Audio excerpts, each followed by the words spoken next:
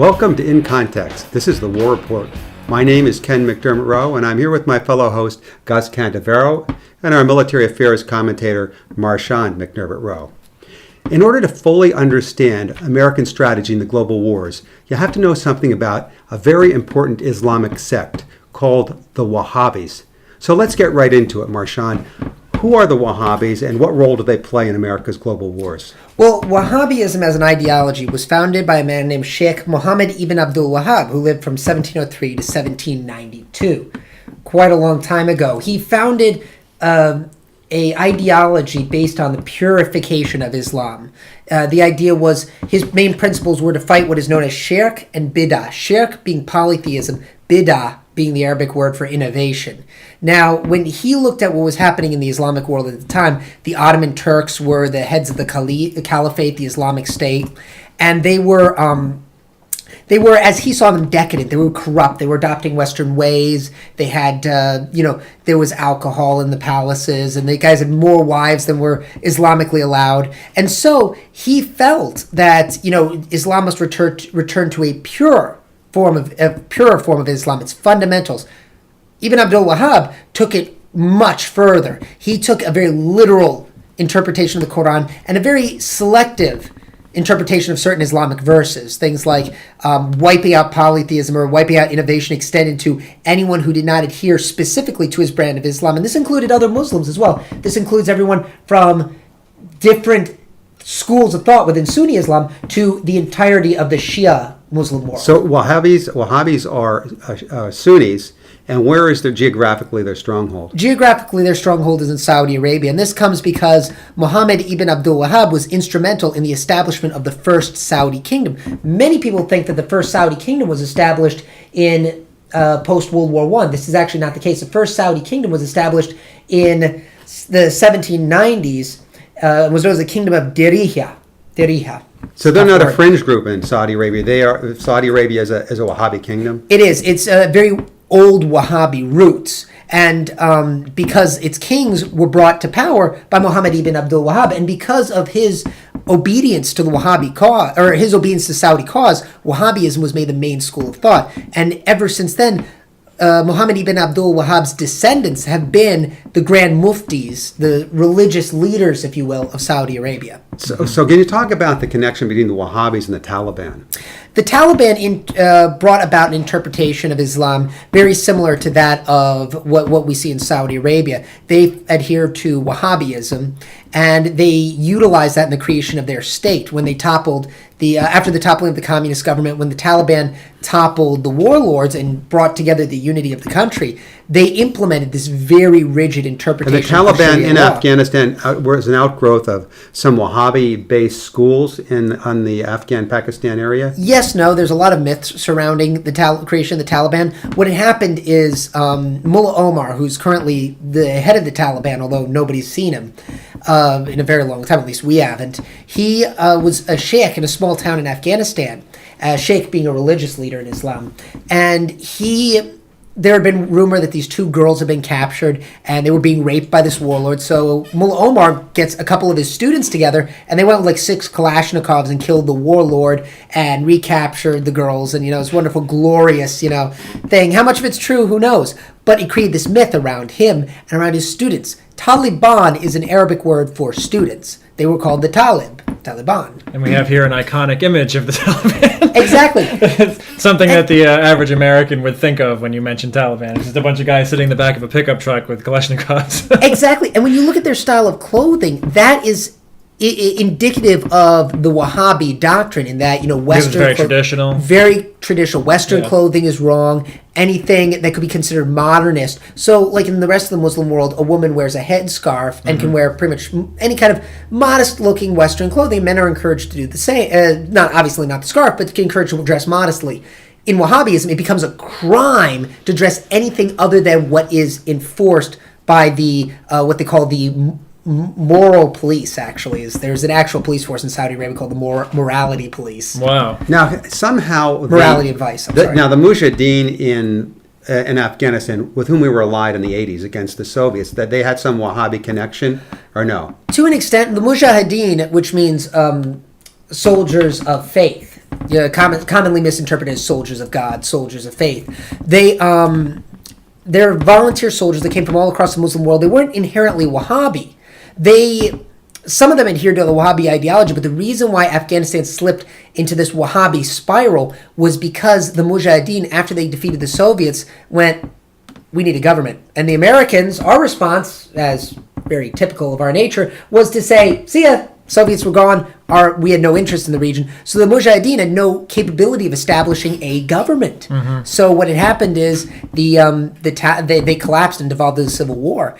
Because it was never really our goal to modernize the country. It was our goal to kick the Soviets out so they wouldn't threaten India. So then Afghanistan falls under the Taliban, which is connected to the Wahhabis. They are Wahhabis. So they are Wahhabis. How does this connect then to Al-Qaeda? Well, Al-Qaeda, being a militantly Wahhabi organization, was given refuge by the Taliban. The Al-Qaeda seeks refuge with predominantly Wahhabi countries. This would be a Wahhabi government. So this would be places like Saudi Arabia, Afghanistan, Qatar, the United Arab Emirates, and of course the government in Bahrain. Our lovely ally, King Hamad of Bahrain, provides protection to the Al-Qaeda, presumably the same guys who allegedly blew up the World Trade Center. Which is bringing us now to this anomalous situation where we're the sworn enemies of Al-Qaeda and the Taliban. Indeed, in the new National Defense Authorization Act, civilians can be arrested and put in military prisons for cooperating with the Taliban and Al-Qaeda. Mm-hmm. At the same time, we find our staunchest ally in the Mideast, Saudi Arabia, as a Wahhabi kingdom. A blatant contradiction. You've got the Bahrain, which I understand is also a Wahhabi kingdom. Again, that's the site of our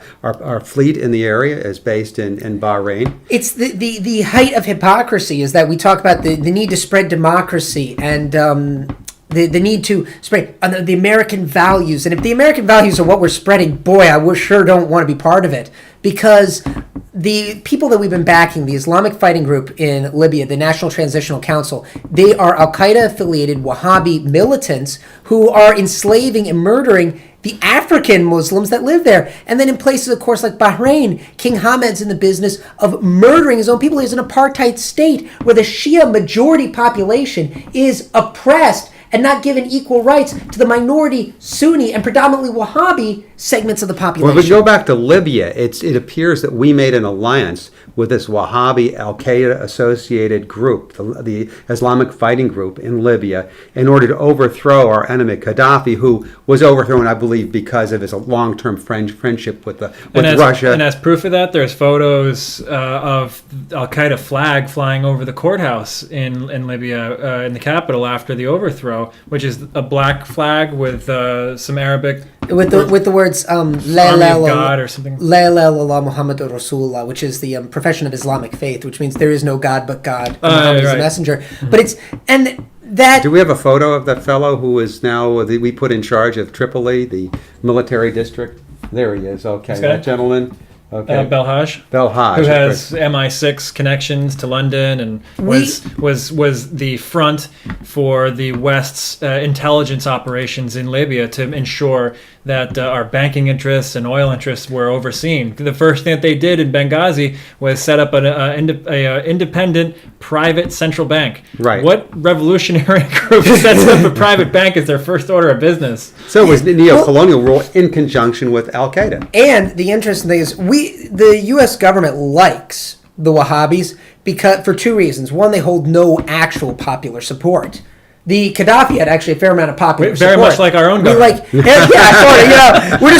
All we have to do is start waiting for the morality and vice police to come arrest us. And the fact is, though, that we like them because they have no popular support. So it's not going to be the mainstream Muslims, and this is something I got to emphasize. Mainstream Sunni Muslims do not adhere to Wahhabism, and they do not support the Wahhabi ideology. But that's why backing them is so brilliant. They will never have a revolution that will spread beyond the region we give the guys. But it can be very useful in cases such as Iraq, where you have now a Shiite-dominated government that I believe we want to destabilize. Well, that's point number two. You're jumping ahead. Stop. Yeah, exactly. I'm getting there. Don't worry. Have to move at steady pace. It's a lot to cover. But we back them because they're militantly anti-Shia, and they're anti-Shia to the point they believe that all the Shia must be exterminated. Now, the Shia are another school of thought in Islam. You have four schools of thought within Sunni Islam, and then you have the Shia, which are a different school of thought.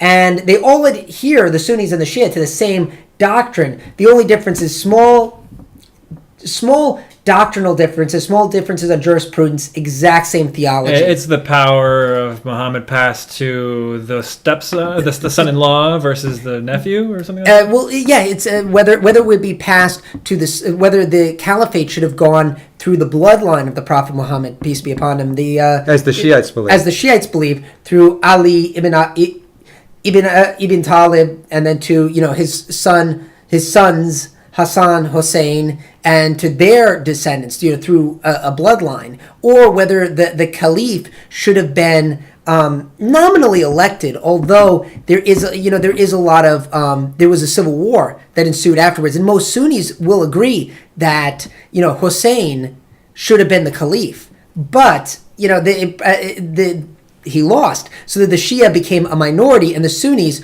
who were at the time led by Muawiyah, became the dominant. So the difference between the Sunnis and the Shias are more dynastic than theological. It's dynastic and minor doctrinal differences. And the Wahhabis are positioned theological. as a small but very militant group within the Sunni community. There are Wahhabis who actually say it was good that Muawiyah killed Hussein, the grandson of the Prophet Muhammad. And, that say that it was good that he was murdered at Karbala because, we must wipe out the Shia. It is a completely un-Islamic value. And that's why you must not mistake the Wahhabis for being, for practicing the true Islam, because they don't. They are militant to the point that it is at variance with all Islamic teachings. Right. So to step back then, what it seems is that we exploit this nominally enemy group. Or driving a wedge and giving them guns in order divide to work out and their conquer, difference. while we're telling the American people, oh, we're against Al-Qaeda, we're against the Taliban. Meanwhile, we actually support the lighting Wahhabi fires. groups that are allied with Al-Qaeda. And I and once Taliban. asked you, don't the Al-Qaeda Wahhabis know that they're being used by the West, since they are our convenient surrogate puppet in the region to go and be a boogeyman anywhere that it suits us? And what was your response to that? Well, actually, it's interesting because they know that they're being used by the United States. But part of the Wahhabi ideology is before we fight the kafir, which is Arabic word for unbelievers, which would include, the Israelis and, the Americans and all the rest of it. Before we go and fight them, we have to eliminate the bid'ah, the innovation. We have to eliminate the shirk, the polytheism from Islam. We have to purify. One of the principles of Wahhabism is purify Islam to its purest, most fundamental form, and then we can turn and fight the unbelievers. Now, if that means we have to ally ourselves, and again, this is a very un-Islamic principle, we have to ally ourselves with the unbelievers, as it were, quote unquote, or those that are waging war against Muslims, that's fine, as long as they wage war against the right Muslims. As long as, if they're waging war against the Shia, and this is a very, again, un-Islamic principle, the idea that a Muslim should turn his gun on another Muslim is haram. It's the Arabic word for forbidden. It's forbidden in Islam to turn your guns on another Muslim. But the Wahhabis believe, and this is why we work very well with them, they believe that it's okay to work with the Americans as long as we're fighting against the Shia, those evil Shia. And of course... So they're making exceptions to their own rules in order to play priorities. Exactly. And it works very well for us. And the same reason why fundamentally we do want a Wahhabi state in Egypt. We want a Wahhabi state in Libya. We want a Wahhabi state in Saudi Arabia. We want a Wahhabi state in Afghanistan, because it will hem in Iran. Which is the real enemy, and it puts to lie this notion that's constantly you hear on the network TV that we're promoting democracy in the Mideast. It has nothing to do with that. I think it also guarantees that we'll have a future intervention by putting in the least reliable people in command, because then we're going to guarantee that they're within 5 years, there's going to be another humanitarian need to intervene. Keep the region a basket case, because most Muslims, the vast majority, there are over 1 billion Muslims alive in the world today and growing, and most don't want to live in a Wahhabi state. You probably say a good 98% do not want to live in a Wahhabi state. So you ensure that there will never be a stability, and that's why the U.S. media is it's very hypocritical, because they're taking a very bad outlook to, Islamists are getting in power in Egypt, and in Iran, the Grand Ayatollah Khamenei is, Islamic fundamentalists, and then we back fundamentalists in Libya, because in Egypt, they have an Islamic democracy led by the Muslim Brotherhood, the Ikhwan Muslimin, which is not as militant as the Taliban is. And in Iran, they have a modern Islamic state where women can work, women can participate in government. I mean, in Libya, they've taken away women's rights, and in Iran, there was that women have been members of parliament and ministries. Right. So I guess we have to understand that our government plays realpolitik just like the Romans did when they conquered Gaul. It's the same old story, divide and conquer again. Maybe one day we'll have a new foreign policy based on traditional concepts of mutual respect for other nations and non-interference. But in the meantime, I think it's really important the American people understand what's beneath this veneer of democracy building and wanting to support good government. Find out what's really going on. So thank you for joining us. We'll continue to follow this. Be sure to subscribe to the YouTube channel, find us on Facebook, like us, visit the blog, incontextreport.com. All the rest, support us if you can. All right, talk to you soon. Keep watching. Bye-bye.